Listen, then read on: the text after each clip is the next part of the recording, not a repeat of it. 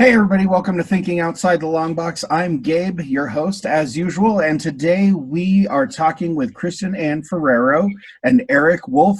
Kristen was the lead actress and producer, and Eric Wolf was an actor, writer, executive producer, and composer on The Deadly Legend, which will be available on Amazon Prime, if I remember what I read correctly. I had the opportunity to watch it this morning, so I'm very excited to talk about it. Kristen, Eric, how are you guys doing today?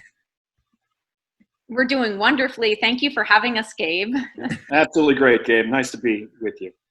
So the first thing I have to ask, this is that kind of B-rate like horror movie that is just so much fun to watch and so like enjoyable, but it also has like a smattering of very famous actors in it. How did that all come together? We had a number of the actors we had on our short list, and we approached a casting director, Heidi Eklund of Heidi Eklund Casting, and basically she was able to track them down. The script kind of sold it. They read the script and said, yes, love to be a part of it. We were very lucky as well in that two of the actors, Judd Hirsch and Corbin Burnson, actually live in the New York area. They actually have homes here. So they were able to come and actually go home at night for a change after a day at the office here. So. And yes, as first-time producers, I'd like to just quickly add to that. I think we could have done a lot worse on our first feature. We feel really honored and proud that we were able to land our three celebrity names on the film. Mm-hmm. So it's really interesting because like this is the kind of movie that sometimes you expect those people in, but sometimes you don't. And seeing like Lori Petty and stuff was just so much fun, and it adds like a ton to the movie because you're like, oh, I know that person, but also they present themselves in like such a great way throughout the film. So they capture the character and then they just actually pull the character right off the written page and made them their own. Lori just terrific in how she did that, and Corbin captured the character of Matthias, that likable but mysterious person that really kind of drives the plot along. So we just loved working with them as well. Great folks. So there are, and I don't, obviously I don't want to give too much away for people that are going to view this in the future, but there's kind of two competing like entities, like supernatural entities in the film. What gave you the idea to not just like have like a antagonist, spirit, and a protagonist like mortal? As what kind of inspired you to have like more than one spirit force versus the peoples? So what we wanted to do was drive multiple storylines, number one, so that we could keep everyone engaged. And then number two is we wanted to do something different. We really wanted to do something different, and thought that if we could put our protagonists in kind of that, in kind of that rock and a hard place situation, we would really have, and that give that extra action. It was able to drive a cast through multiple storylines to keep the story moving. And we thought that we really wanted to have these iconic characters. Yeah. And maybe we could talk a little bit about that. Well, I think that that it helped drive the chaos through the storyline, and almost. And I'm saying this kind of from my character's point of view right now, from Joan's point of view, that we kind of had like this unsolvable situation, where as mortals we had a really hard time figuring out what the solution was to that conflict. I loved that like the good spirit and the evil spirit were both like a massive threat to everybody. Yeah. And that was really interesting. Like when I got to the point where I was like, oh, like none of them are on the human side. Like they're all kind of screwed. Yeah, and we were totally screwed.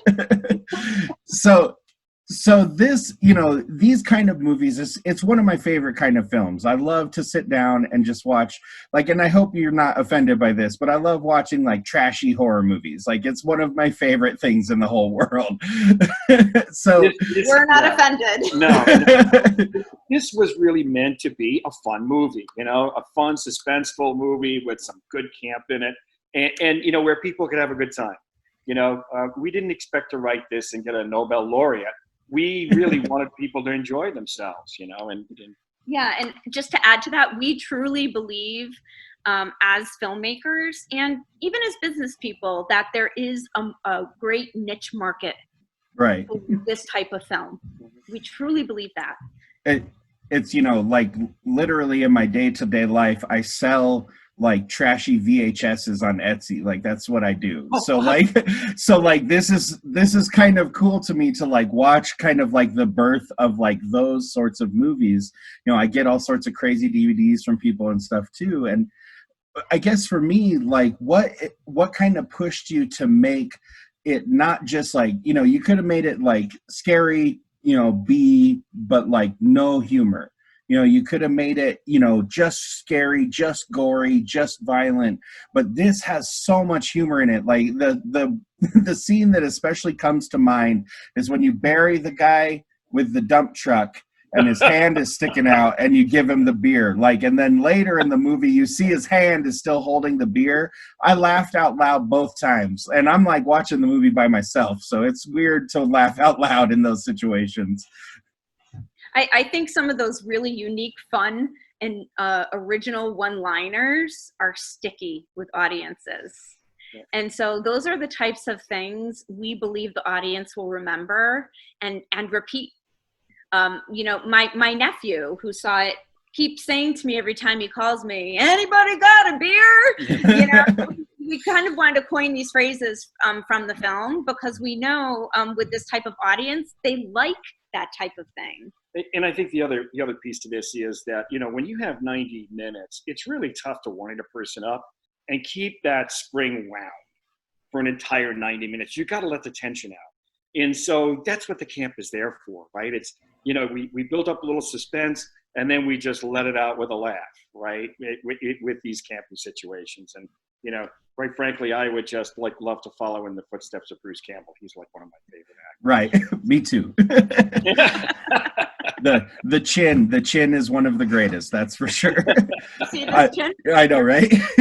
I honestly can't wait to flip my 16-year-old son off and say, ride this, like those, there's so many great like moments like that, but then like when the action hits, you know, it can be pretty intense. You know, there's obviously some practical effect and some digital effect going at the same time. What was it like kind of working between the two worlds and then also like trying to make those things seamless within the film? Yeah. So what we tried to do was make the practical effect the base. So even when you saw even when we enhanced something with CGI, there was an underlying practical effect. And so that practical effect was kind of the launching point that we could emphasize or exaggerate through CGI. So I'll give you an example. We've had some of the areas of the film where there were blood. You know, believe it or not, we have some blood in our horror film. And shock. And what we actually did was we had the practical effect and in post actually, you know, enhanced it further. You know, so that we got the full effect. It was an interesting balance. You know, especially when you're dealing with, you know, we're not, you know, Marvel Studios. We don't have the bottomless budget, so you know, you really have to be pretty resourceful in what you do. So as I was kind of researching this a little bit, I stumbled across an article in a local Hudson Valley newspaper talking about, you know, how you're locals, you live there, you're making this movie, and they were very, very excited about it. You know, what is it like working? We just talked to the people that made The Vast of Night, and they worked in like a really small town in Texas. And like they talked about how cool that experience was because here's these people from Los Angeles and New York that have literally never been to a small Texas town before. So what was it like working in the Hudson Valley and kind of taking that into account as you were making the film? You want to start? And I'll chime in. Well, the first thing I'd like to say is we're really inspired by the support we've received from other filmmakers in this community. I'm not sure if you're aware, Gabe, but the Hudson Valley has really expanded over the years with film production, and it's starting to boom. So there is the presence of a lot of filmmakers, and they have been very welcoming to us. That's the first thing I'd like to say. Next, we were so proud that we were able to employ 122 people on this project. We feel that we gave back to our community and were able to provide employment to people of all ethnicities and also different stages of their career. We had some production assistants who just came out of training programs who were able to work on our film. It was our first feature. And then we also had our first-time director, Pam Moriarty. So it's kind of interesting because, first of all, the local municipalities here were unbelievably receptive to us. If you go someplace like out in Los Angeles or New York, you're given a ton of paperwork and, well, maybe we'll give you this time slice. They were like, oh, you need town hall? Here you go. It was great that way. Do we need a special permit to do any filming on the street? Oh, no, just, go ahead. Right. And when we came to certain places, it was really it was almost like an alien landing because we have all of the regalia, the trucks and the cameras and all the rest of that stuff. And they were everybody was just agog at, the amount of effort that went into filming. And I think they all loved it. They all loved it. So it's interesting, a lot of the time on the show we talk about, like, even if we don't enjoy a movie or like don't enjoy a TV show, a lot of effort went into it. Like somebody put their time and energy into it, even if I think it's awful. Like, were there any moments that you had with people that, lived in areas that you were working where they were just completely flabbergasted by like how much effort goes into making media? Oh yeah. It was just absolutely, they were astounded because, even just the catering and the food, all the other things that we needed to pull together. Yeah, I'll give a couple of quick examples. The Honey Wagon, we had 7 locations, and we had a driver just dedicated to the Honey Wagon, which was, our dressing rooms and restroom facilities for our cast, and that would have to be driven and landed at every location. And so then you'd have your catering where you have to feed folks every 6 hours, and then you have snacks and trucks full of wardrobe and props, and it's not a small endeavor by any stretch of the imagination. And I think for us, we can even say that we were very well educated from this experience as to what it takes to actually bring a film from A to Z through distribution and execution. It really is a lot of hard work. So talking a little bit about distribution, it sounds like you guys are going to be available on Amazon Prime. Like, how do you think that's going to affect like people's ability to like watch the movie?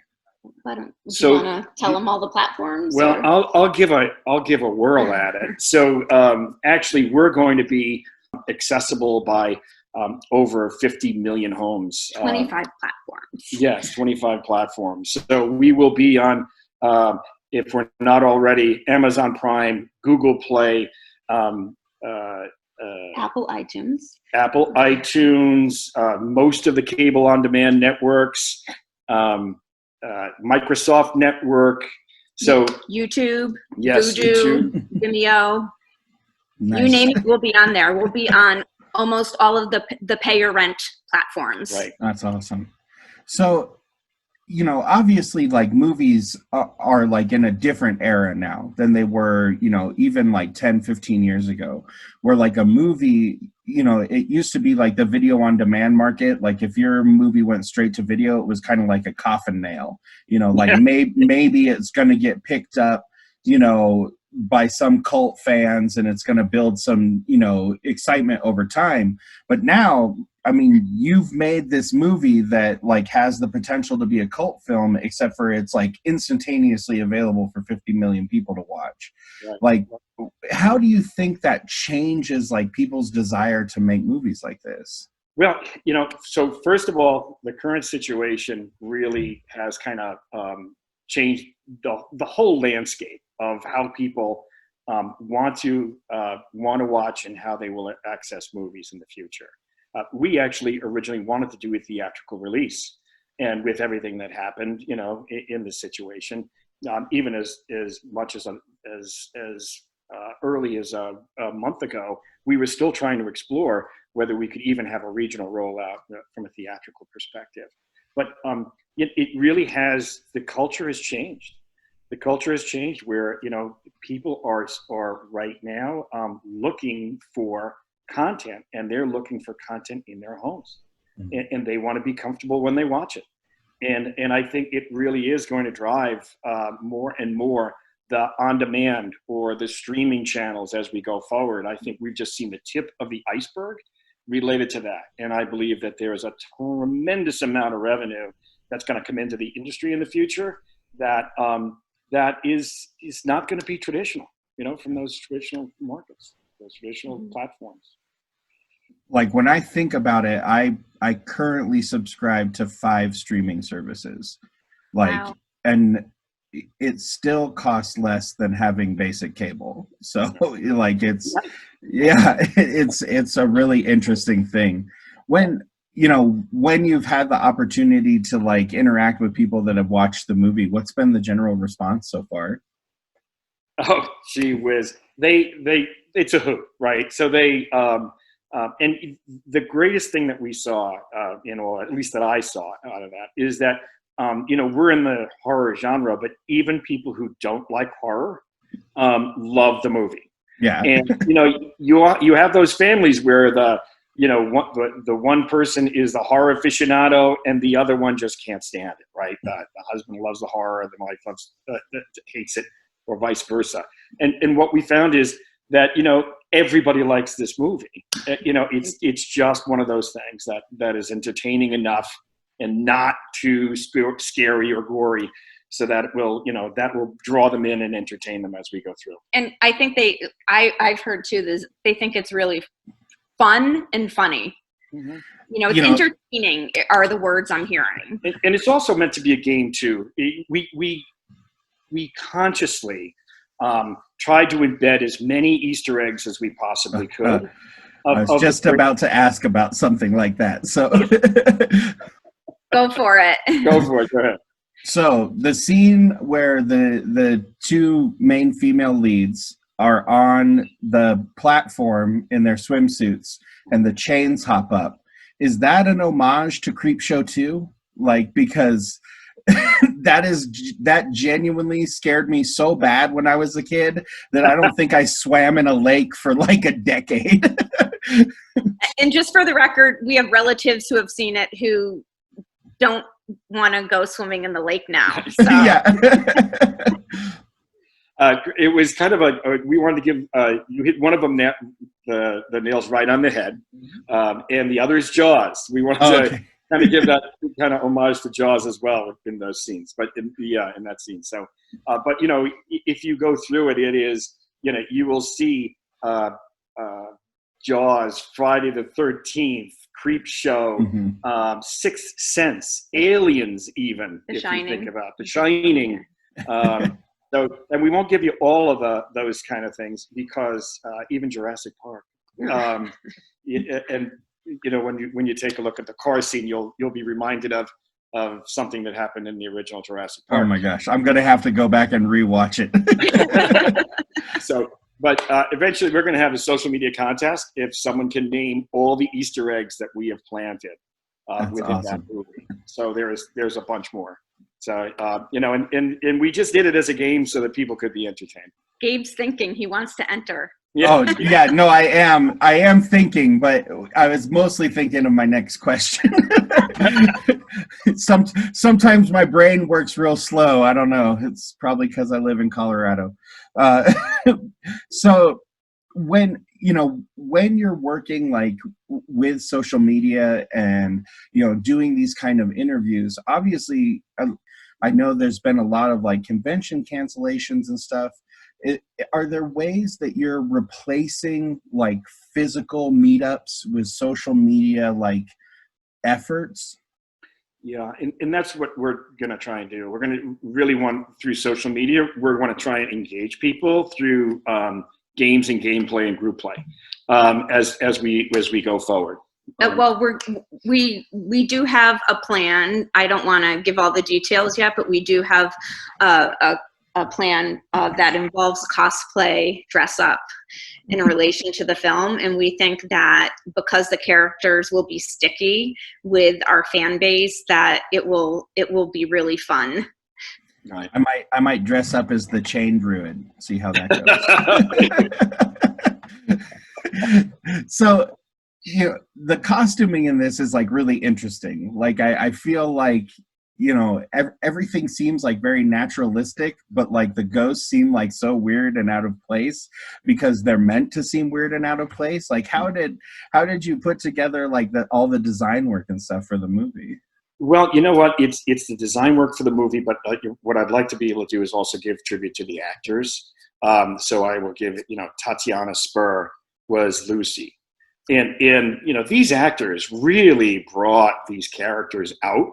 And when we were doing auditions, she came in the room and she gave me chills. She just gave me chills. And I think that as much as the costuming really helped bring things to life.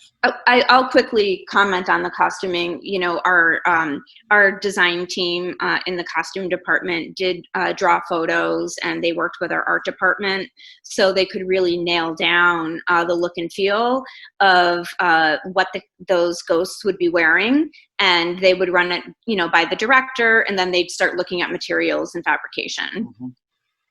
And it was got from all over. You know, we got chainmail from here, and you know, and the chain itself was actually custom fabricated to give it that old look. You know, things like that. It's funny because I was thinking that I have weird thoughts while watching movies, but I was thinking to myself, oh man, that chain's really cool. It'd be cool if I could replace my dog's chain with something like I don't know. I like really dumb things in movies sometimes.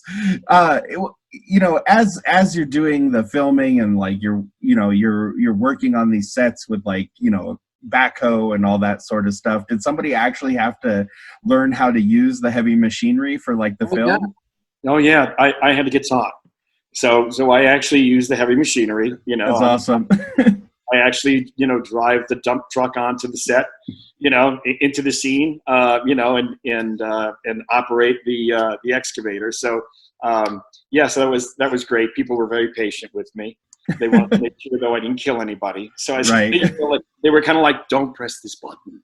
You know? and when we weren't filming, we did have a certified safety operator who was on set at all times and watching everything and would operate the machinery while we weren't filming. So it's really interesting. A lot of independent filmmakers, they're just like flying by the seat of their pants. You know, they're trying to make this movie with like digital cameras and like, you know, their caterers is like their buddy who makes like tacos from his truck, you know, and like all this crazy, you know, like the Robert Rodriguez kind of style of like guerrilla filmmaking. You guys have a grasp on like Hollywood filmmaking, like the way you guys are talking like sounds like, you know, a big budget movie. What kind of drove you to like do it, I guess, more the right way than just, you know, let's do this as cheap as we can? I think both Kristen and I are those people who want to do things the right way, you know, or don't do it at all, right? Mm-hmm. And we were fortunate enough to be able to get the resources to be able to do it. And I will tell you that Corbin Burnson, who's been around a block a couple of times, when he was on his last day on set, he wanted to let us know that our film was probably the best run independent film, the low budget independent film he's ever seen. So, I mean, what a great compliment. Yeah. Sure. One of the things too that I think helped prepare us for being just really like knit together with each stage of the process was we both have corporate business backgrounds, and so we did our research and we made sure that we did our homework, and we're still doing our homework. It's a learning process every step of the way, but we were able to kind of transfer some of our very long-standing business skills over to this business. All to make a great, fun, B movie, right? So. Right. It's interesting. You say you're still learning. You made this, great, like fully budgeted, like 90-minute horror comedy movie, and I've been podcasting for 6 years and I still have no idea what I'm doing, like 90% of the time. So don't worry, the always learning never goes away. Okay, great. Thank you. So I know with, the pandemic and all the crazy that's happening in the world, people don't have a ton going on. A lot of things have been put on hold, but obviously as we kind of get towards the end of the interview, I want to ask, like, what's next? What are you guys planning on doing next? Do you have plans? Well, I will tell you that without getting into too much detail, we have 2 projects that we're exploring. One is a historical documentary of 2 well-known female historical figures. And we are currently exploring that. We just have to wait for things to open back up to make sure that we can go and do some in-person research for that piece. And then we're also in negotiation to help produce a TV series pilot. Wow. And God willing, we're in the beginnings of script development of A Deadly Legend 2. Awesome. and if you want to know how A Deadly Legend 2 starts, we actually took almost the opening scene of Deadly Legend 2, and that became the final scene of Deadly Legend 1. That's awesome.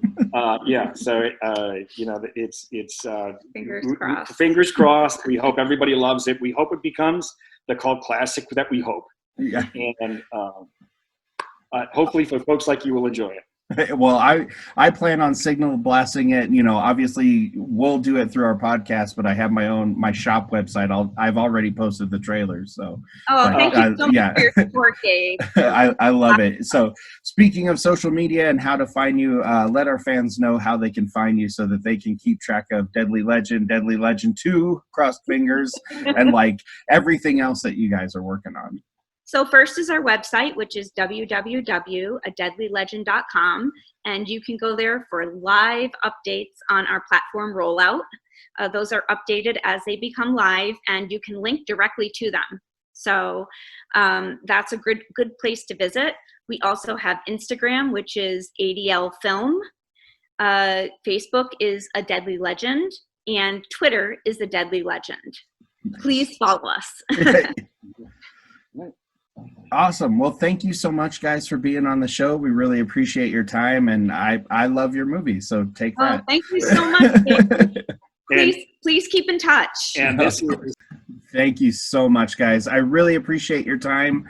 Your movie is super, super fun. Thank you for making it. Thank you. Stay safe and healthy, Gabe. We will. You too. All right. Bye-bye.